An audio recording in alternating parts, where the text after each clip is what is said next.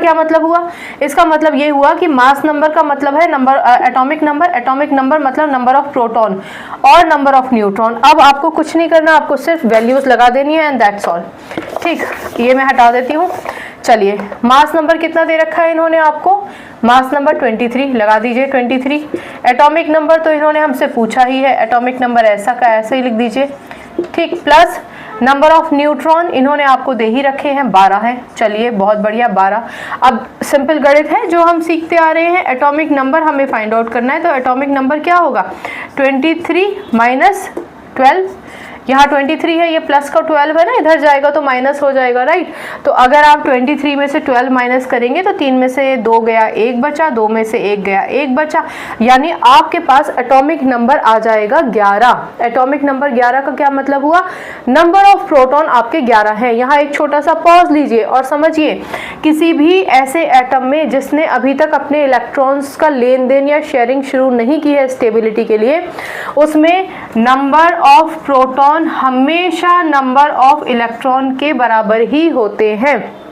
पर क्योंकि इलेक्ट्रॉन्स लिए दिए जा सकते हैं, शेयरिंग हो सकती है, इस वजह से हम हमेशा एटॉमिक नंबर को नंबर ऑफ प्रोटॉन के बराबर ही बताते हैं।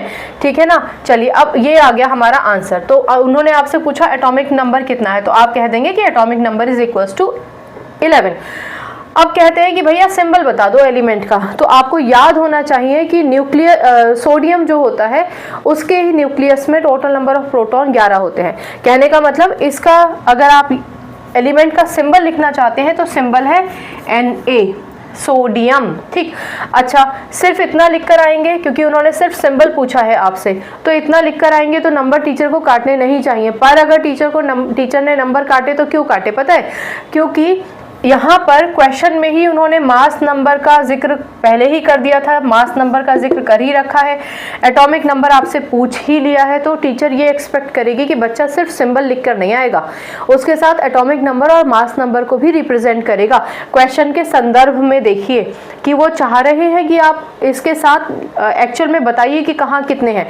तो देखो, एटॉमिक नंबर 11 है, 11 लिख दिया, और मास नंबर कितना है? 23, यानी टोटल जो आप सिंबल बनाकर आएंगे वो ये आएंगे। ठीक, अच्छा, अब यहाँ पर ना एक चीज मैं बताना चाहती हूँ, ये जो मास नंबर होता है, मास नंबर को हम A से रिप्रेजेंट करते हैं, और जो एटॉमिक नंबर होता है, एटॉमिक नंबर को हम Z से रिप्रेजेंट करते हैं।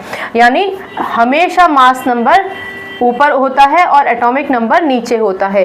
कई जगहों पर आप ऐसा भी लिखा पाएंगे कि एटॉमिक नंबर यहाँ होगा और मास नंबर यहाँ होगा। कुछ जगहों